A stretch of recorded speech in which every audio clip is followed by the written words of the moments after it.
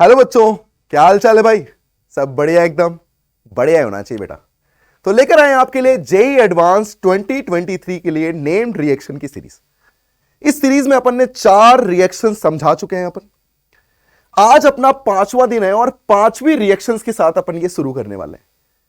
तो बेटा मायूस नहीं होना है। चीजें लाइफ में थोड़ी टफ, थोड़ा अप एंड डाउन आएंगे, कोई दिक्कत नहीं है। मैं आपको एक बहुत अच्छी लाइन बताता हूं कि हार वो सबक है जो आदमी को बेहतर बनाने का मौका देती है। तो कभी हार से घबराए नहीं। आप बेहतर बनने की कोशिश करें, बस दैट्स इट। अपना बेस्ट दीजिए और लाइफ में हमेशा आप आगे की ओर ही जाने वाले हैं। ठीक है, तो चलिए स्टार्ट करते हैं। अगली रिएक्शन है और इस रिएक्शन का नाम है हेलो फॉर्म रिएक्शन। बेटा कुछ ऐसी रिएक्शन होती है जिसमें वो अपने नाम को डिफाइन करती है। ये भी कुछ उसी टाइप की रिएक्शन है।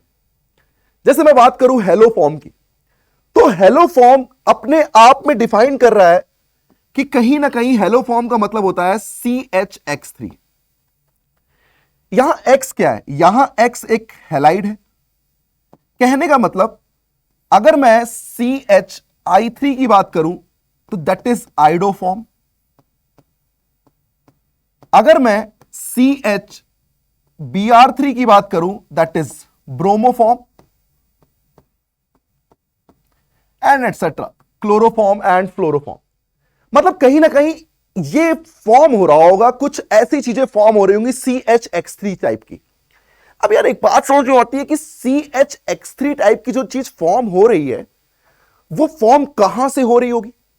ऐसा क्या हुआ होगा कि कार्बन भी रिमूव हुआ हो, उसके साथ 3 X भी आए हो और एक हाइड्रोजन भी आ रहा हो। तो बेटा यहां पर अब हम बात करने वाले हैं इसके रिएक्टेंट और इसके रिएजेंट की। चलिए ध्यान से देखिएगा। अगर मैं बात करूं कि रिएक्टेंट में मुझे क्या लेना चाहिए, एक्चुअल में बेटा कई सारे रिएक्टेंट हैं जो कहीं ना कहीं हेलो फॉर्म टेस्ट या हेलो फॉर्म रिएक्शन देते हैं। लेकिन मैं आपको एक एग्जांपल के थ्रू समझाना चाहता हूं और वो एग्जांपल है मिथाइल कंटेनिंग कार्बोनिल।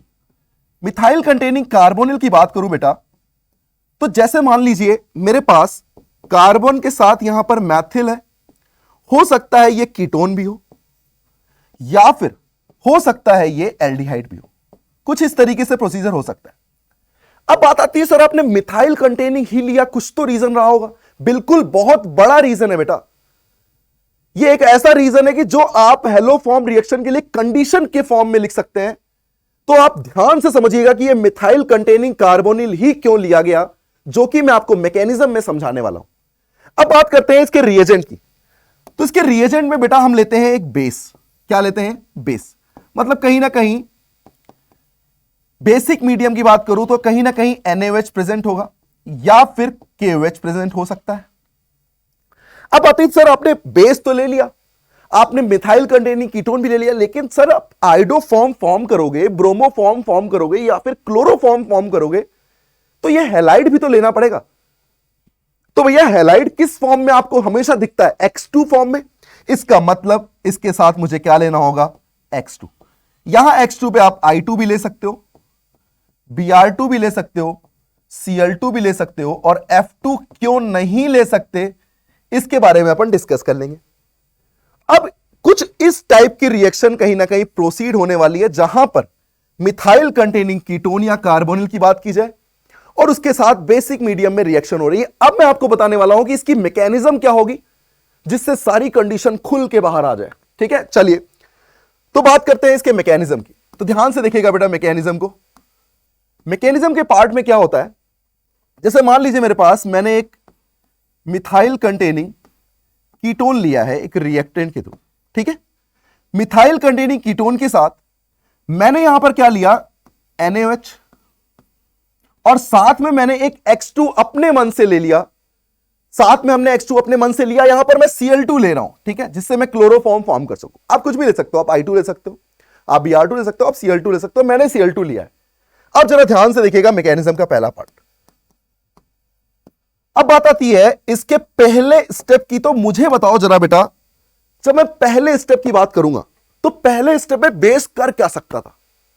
अच्छा, बेस के पास 2 ऑप्शन थे। या तो वो न्यूक्लियोफिलिक अटैक कर दे, एक ऑप्शन ये हो सकता है। अगर इसने ये काम किया होता तो सोचो एक बॉन्ड ब्रेक करके OH फॉर्म होता, OH जुड़ रहा है, OH फॉर्म हो रहा है, मतलब सेम कार्बन पे 2 OH, क्या फिर से कहानी यहीं वापस आ जाती? तो क्या वहां न्यूक्लियोफिलिक अटैक होना चाहिए था? नहीं होना चाहिए था। तो फिर क्या होना चाहिए? तो बात समझ में आई कि ये फॉलो नहीं करेंगे, हम करेंगे यहां पर सबसे पहला step, and that is acid base reaction. इसीलिए क्या होता है, सबसे पहले ये इस CH3 के साथ एसिड बेस रिएक्शन करता है कुछ इस तरीके से। एसिडिक एसिड लेगा तो क्रिएट क्या करेगा? नेगेटिव। तो कहने का मतलब CH3 C double bond O CH2 पे नेगेटिव आ जाएगा। अब इस नेगेटिव को क्या करना चाहिए था? अब इस नेगेटिव को कहीं ना कहीं X2 के साथ रिएक्शन करनी चाहिए थी, कहीं ना कहीं X को कनेक्ट करना चाहिए था। भाई कनेक्ट नहीं होगा तो फिर वो CHX3 फॉर्म कैसे होगा? इसका मतलब कहीं ना कहीं कनेक्ट होना चाहिए, और कनेक्ट होने के लिए ये क्या करता है, ये इस Cl2 के साथ कुछ इस तरीके से सब्स्टिट्यूशन रिएक्शन को शो करता है। तो इस तरीके से उसने H को हटाकर यहां Cl को क्या कर लिया है? सब्स्टिट्यूट कर लिया है। तो क्या यहां बन के आना चाहिए था CH3 C double bond O CH2 and then Cl। क्या आपको ये पहला स्टेप समझ में आया? पहला स्टेप देखिएगा जरा। क्या इस पहले स्टेप में इसने एक H को एक X से रिप्लेस कर दिया है? तो सोचो बेटा, अगर मुझे 3 X लगाने होते तो बार बार मुझे बेस के साथ एसिड बेस रिएक्शन करनी होती, बार बार C पे नेगेटिव बनता, C का नेगेटिव बार बार X पे अटैक करता, और एक टाइम बाद जो CH3 था क्या वो पूरी तरीके से CX3 में चेंज हो जाता। जैसे यहां एक X हुआ है, क्या वैसे ही वहां तीनों H तीनों X से रिप्लेस होते। तो क्या मैं यहां से कहीं ना कहीं मैकेनिज्म को कुछ इस तरीके से कर सकता हूं कि 2 मोल ऑफ बेस लिया होगा मैंने, एसिड बेस रिएक्शन की होगी मैंने, और देन 2 मोल कहीं ना कहीं Cl2 लिया होगा, जिससे पहले एक बार एक Cl जुड़ेगा, दूसरी बार दूसरा Cl जुड़ेगा। क्या यही सेम स्टेप 3 बार होना चाहिए था? पहली बार मैंने हो कर दिया है। क्या बची हुई 2 और मोल रिप्लेस होंगे Cl से? और जब रिप्लेस होंगे तो अब बताइएगा क्या मैकेनिज्म पार्ट में CCl3 आना चाहिए कि नहीं आना चाहिए? एग्जैक्टली सेम स्टेप की रिएक्शन मैंने प्रोसीड की है। बस अब क्या करना चाहिए? अब तो भैया एसिड बेस रिएक्शन होगी नहीं, क्योंकि सब तो H आपने Cl से रिप्लेस कर दिए, अब तो H बचा ही नहीं है। इसका मतलब अब क्या होता है बेटा, अब यहां बेस न्यूक्लियोफिलिक एडिशन एलिमिनेशन, देखिए आप एक बार चीजें ऐड हुई हैं, O पे माइनस गया है, O का माइनस रिटेन किया है अपनी पोजीशन को, और CCl3 को बाहर रिमूव कर दिया है, क्योंकि CCl3 एक अच्छा लिविंग ग्रुप है। C पे नेगेटिव आएगा, 3 Cl के साथ वो वैकेंट ऑर्बिटल रेजोनेंस करेगा। तो सोचो बेटा, क्या CCl3 को रिमूव होना चाहिए था? बिल्कुल होना चाहिए था, तभी तो वो CHX3 फॉर्म कर पाएगा। तो बताओ क्या अगले स्टेप में, अगले स्टेप की बात करो तो अगले ही स्टेप में क्या यहां पर CH3 C double bond O OH add हो चुका है, और साथ में CCl3 माइनस रिमूव हो चुका है। क्या यही कहानी यहां पर बनी हुई है? बताइए मुझे, यहां तक बताइए कोई भी दिक्कत है क्या? यहां तक कोई भी प्रॉब्लम हो तो मुझे बताइए। तो बताइए अब ये CCl3 माइनस क्या करेगा? अब ये CCl3 माइनस अपने CH3COH से एसिड बेस रिएक्शन करके यहीं से H ले लेता है। तो बताओ मेरे पास बन के क्या आएगा? CH3CO minus plus CHCl3। क्या यही स्टेप फॉलो करके ये फॉर्म होना चाहिए था? And that is chloroform. तो बताइए क्या यहां पर कहीं ना कहीं एक हेलो फॉर्म रिएक्शन प्रोसीड हुई है कि नहीं हुई है? हुई है। तो ये कहीं ना कहीं एक हेलो फॉर्म रिएक्शन को क्या करता है? प्रोसीड कर देता है। अब बताइए हेलो फॉर्म अगर फॉर्म हुआ है तो अब यहां पर 3 H नहीं होते तो क्या 3 Cl लग पाते? तो मुझे बताओ बेटा, 3 H होने चाहिए, इसका मतलब क्या कंडीशन जो मैंने आपको लिखी थी, मिथाइल कंटेनिंग कार्बोनिल कंपाउंड होना चाहिए कि नहीं होना चाहिए? बताइए। तो भाई ध्यान से पहले स्टेप को देखो, तुमने सबसे पहले एसिड बेस रिएक्शन की है, एसिड बेस रिएक्शन करने के बाद जब C पे नेगेटिव लगा है तो C के नेगेटिव ने एक Cl को अटैच कर लिया है। देन यही काम 2 और बार होगा क्योंकि दोनों बार दोनों H को दोनों Cl से रिप्लेस करना होगा। तो क्या यहां पर कहीं ना कहीं बेस के 3 मोल यूज हुए हैं, तीसरे मोल के बाद ही तो 3 Cl3 लगा है। क्या यहां तक की बात बिल्कुल क्लियर है? और CCl3 एक अच्छा लिविंग ग्रुप है, इसीलिए OH आया। और कहीं ना कहीं nucleophilic addition elimination, that is called addition elimination. तो क्या CCl3 रिमूव हो जाएगा और नेगेटिव क्रिएट हो जाएगा, और ये नेगेटिव अपने आप को न्यूट्रल करने के लिए वो एसिड फॉर्म हुआ था, और एसिड से बेटा क्या हो जाएगा, कहीं ना कहीं वो एसिड से एसिड बेस रिएक्शन करके H को निकाल लेगा। तो यार मैं डायरेक्ट कर सकता था कि अगर ये CH3 के तीनों H तीनों Cl से रिप्लेस हो जाए तो यही पार्ट तो बाहर जा रहा है और बाकी OH अटैच हो रहा है, जिस OH से H लेकर वो CHCl3 फॉर्म कर रहा है। तो मुझे बताइएगा क्या यहां पर ओवरऑल रिएक्शन में आपको यह बात समझ में आई कि प्रोडक्ट किस तरीके से फॉर्म हो रहा है? प्रोडक्ट किस तरीके से फॉर्म हो रहा है कि आपको यह क्लियर हो गया यहां पर? तो इस तरीके से यहां पर क्या हो जाता है, प्रोडक्ट फॉर्म हो जाता है। तो बात ध्यान रखिएगा पूरी तरीके से कि यहां पर प्रोडक्ट एक एसिड बेस रिएक्शन के थ्रू एक हेलो फॉर्म रिएक्शन को फॉर्म कर रहा है। अब बात आती है थोड़ा सा ध्यान देने की कि सर आपने मिथाइल कंटेनिंग एल्डिहाइड लिया होता तो भी यही होता। ठीक है भाई, तो कंडीशन में हमें मिथाइल कंटेनिंग का आइडिया तो पूरी तरीके से हो चुका है। अच्छा यार यहां पर एक बात मुझे बताओ, अगर मैं थोड़ा एग्जांपल की बात करूं, मान लीजिए मेरे पास यहां पर फेनिल COCH3 है, साथ में मैंने यहां पर बेस लिया है और साथ में मैंने Br2 लिया है। क्या मुझे डायरेक्ट रिएक्शन का प्रोडक्ट बनाना आना चाहिए था? अगर मैं डायरेक्ट रिएक्शन का प्रोडक्ट बनाता तो क्या वो CH3 से ही सारे के सारे H को रिप्लेस करता, 3 Br आते और ये OH कहीं ना कहीं यहां अटैच होता? तो मुझे बताओ बेटा, क्या phenyl C double bond OOH plus CBr3 minus बनता या नहीं बनता? और ये माइनस जब एसिड बेस रिएक्शन करता तो मुझे बताओ final product phenyl COO minus plus CHBr3 form होता है। इसी को बोलते हैं ब्रोमो फॉर्म। इसी को क्या बोलते हैं? Bromo form.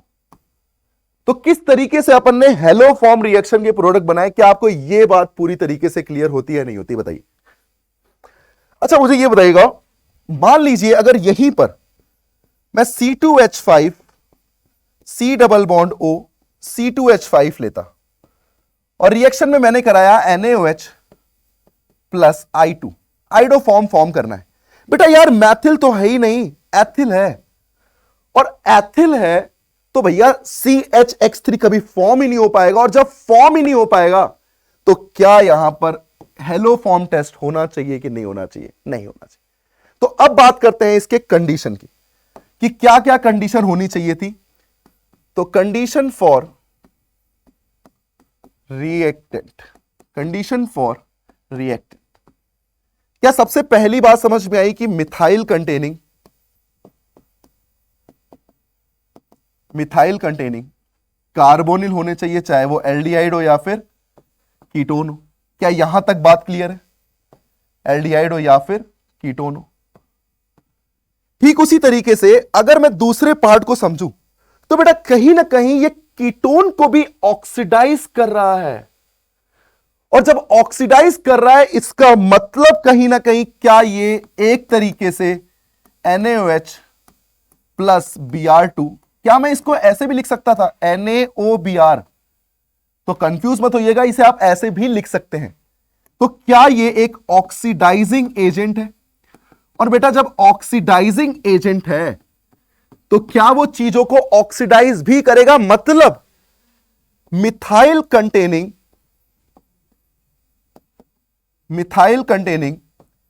अल्कोहल के साथ भी ये टेस्ट पॉसिबल हो सकता था, क्योंकि अगर मैं पहले क्या करता, इसे ऑक्सीडाइज करता NaOX के साथ, या फिर मैं यहीं पर लिख सकता हूं NaOBr के साथ, या फिर मैं इसे लिख सकता हूं NaOH प्लस Br2 के साथ, ये तीनों बातें एक जैसी हैं। तो क्या ये पहले ऑक्सीडाइज होता और जैसे ही ऑक्सीडाइज हुआ क्या ये फिर से वही सब कुछ फॉर्म करेगा जो इसने फॉर्म किया है? मतलब क्या ये कहीं ना कहीं ऑक्सीडाइज होगा और CH3 को फॉर्म कर लेगा, और यही आपके पास क्या आना चाहिए था? प्रोडक्ट आना चाहिए था। तो क्या सिर्फ मिथाइल कंटेनिंग कार्बोनिल ही दे सकते हैं? नहीं, मिथाइल कंटेनिंग एल्कोहल भी ये टेस्ट दे सकते हैं। तीसरे पॉइंट की बात करूं मैं, तो मुझे बताना जरा, तीसरे पॉइंट की बात करूं तो मुझे एक बात बताओ, अगर मैं इसे 1 मोल बाद क्या स्टेप दूं? मैंने एक आई जोड़ दिया है, यहां C2H5 ले लिया है मान लो, तो जब एक स्टेप बाद की भी रिएक्शन हो, क्या वो टेस्ट नहीं देंगे? क्या बताओ? तो क्या मैं इसे लिख सकता था alpha hello carbonyl? Alpha hello carbonyl भी ये टेस्ट दे सकते हैं, इसका मतलब ये भी पॉजिटिव टेस्ट दे सकते हैं। एक और इंपॉर्टेंट बात, मान लीजिए मेरे पास एक मिथाइल कंटेनिंग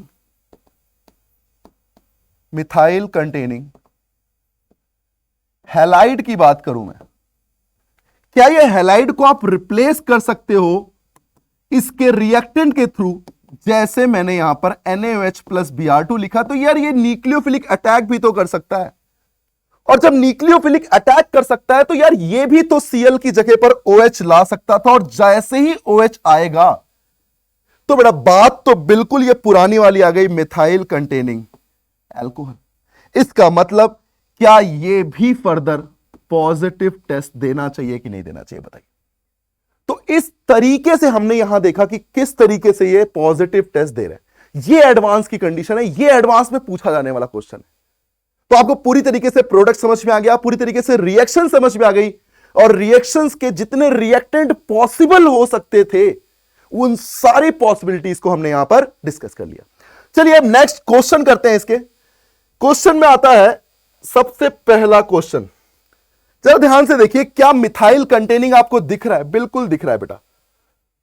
तो जो मिथाइल कंटेनिंग है क्या वही हेलो फॉर्म बनाएगा? मतलब मैं डायरेक्ट लिख सकता था कि ये वाला पार्ट एग्जैक्टली कुछ इस तरीके से हो जाएगा, क्योंकि ये कहीं ना कहीं ऑक्सीडाइज होने वाला है OH के थ्रू, और ये वाला पार्ट क्या CHI3 फॉर्म करना चाहिए था, क्योंकि I2 के साथ रिएक्शन हुई है। मतलब क्या फॉर्म होना चाहिए? एक आइडो फॉर्म होना चाहिए कि नहीं होना चाहिए? बताइए।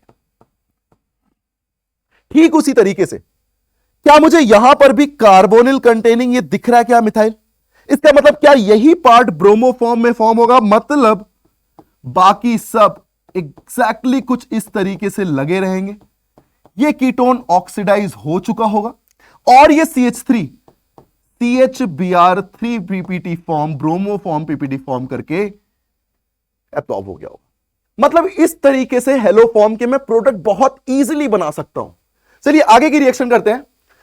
क्या आपको दिख रहा है कि ये पहले स्टेप के बाद का पॉइंट है? मतलब 2 मोल और आएंगे, 2 मोल और आके इसे रिप्लेस करेंगे। मतलब फाइनली अगर मैं आंसर की बात करूं तो क्या यहां पर यह ऑक्सीडाइज हो जाएगा और बचा हुआ CHI3 आइडो फॉर्म PPT फॉर्म करके एब्जॉर्ब हो जाएगा। यह बहुत अच्छा क्वेश्चन है बेटा, और यह है JEE advance lack question full. ऐसा क्वेश्चन एडवांस के पैसेज में एक बार पूछा हुआ है, इसको मैं डिस्कस करना चाहता हूं, पूरी तरीके से सॉल्व करना चाहता हूं। देखिए किस तरीके से सॉल्व होगा। बहुत अच्छा क्वेश्चन है बेटा, ध्यान से देखिएगा। मान लीजिए अगर मैं सबसे पहला स्टेप वही करूं जो मैंने मैकेनिज्म के थ्रू किया था। देखो जब भी तुम फंसोगे ना कहीं पे, जब भी तुम फंसोगे, क्या यहां Br2 था? Br2 ही था। जब भी तुम फंसोगे ना, तुम्हें हमेशा मैकेनिज्म बाहर निकाली गई, ये कंफर्म है बेटा। आप बस मैकेनिज्म पे ध्यान दो पूरी तरीके से। तो मुझे बताओ सबसे पहले क्या होगा? ये बेस क्या एसिड बेस रिएक्शन करेगा, और ये एसिड बेस रिएक्शन करके क्या ये X को अटैच कर सकता है? बिल्कुल वैसे ही जैसे मैंने वहां पर किया था।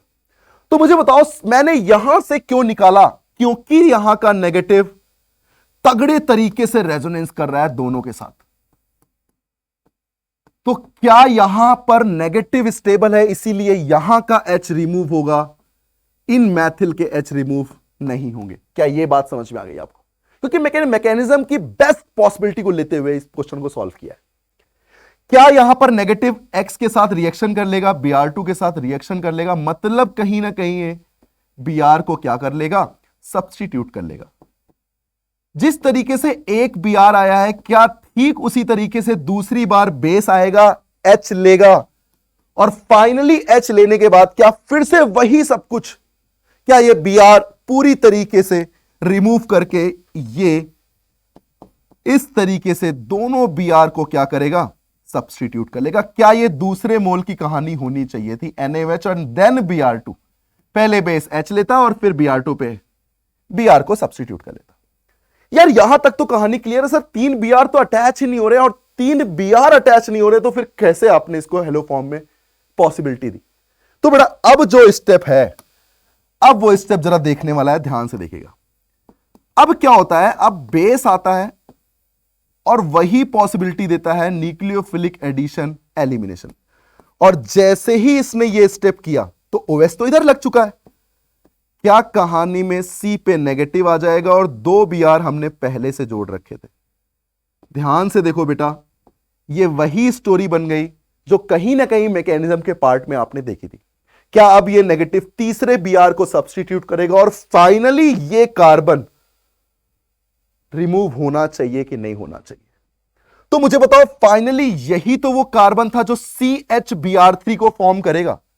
तो क्या फाइनल प्रोडक्ट में आना चाहिए था ये ऑक्सीडाइज होता और बीच वाला CHBr3 फॉर्म कर लेता। इसको लोगों ने स्टार करके पूछा था, तो ये कार्बन पे क्या लग जाता है, एक स्टार इंडिकेशन है कि कौन सा कार्बन आप हटा रहे हो।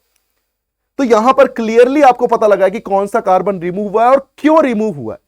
तो यहां की स्टोरी मेरे ख्याल से क्लियर है कि बाद में Br आएगा और OH आ जाएगा।